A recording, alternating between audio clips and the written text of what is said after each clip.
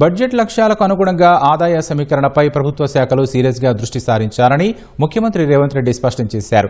ప్రభుత్వ ఆదాయ సమీకరణపై ఎంసీహెచ్ఆర్డీలో సీఎం రేవంత్ రెడ్డి సమీక్షించారు. ఆదాయ సమీకరణపై హెచ్ఎండీఏ, టీజీఐఏసీ మరింత దృష్టి పెట్టాలని సీఎం తెలిపారు.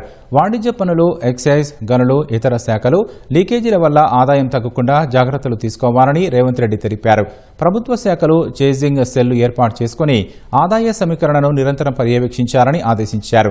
అన్ని శాఖలు సామర్థ్యాన్ని మరింత మెరుగుపరుచుకోవాలన్న సీఎం ఏఏని ఉపయోగించి లబ్ధి జాబితాను డీబీటీకి అనుసంధానం చేసుకోవాలని సూచించారు.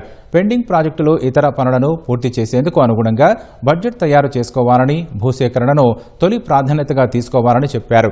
బడ్జెట్ ఊహాజనితంగా ఉండటానికి వీల్లేదని, వాస్తవికత ఆధారంగానే బడ్జెట్ రూపొందించుకోవాలని ముఖ్యమంత్రి రేవంత్ రెడ్డి తెలిపారు. వివిధ శాఖలకు అవసరమైన అన్ని రకాల సహకారం అందించేందుకు ప్రభుత్వం సిద్ధంగా ఉందని, ఆదాయం పెంపు, నిధుల సమీకరణ విషయంలో నిర్లక్ష్యం వీడాల్సిందేనని సీఎం రేవంత్ రెడ్డి స్పష్టం చేశారు.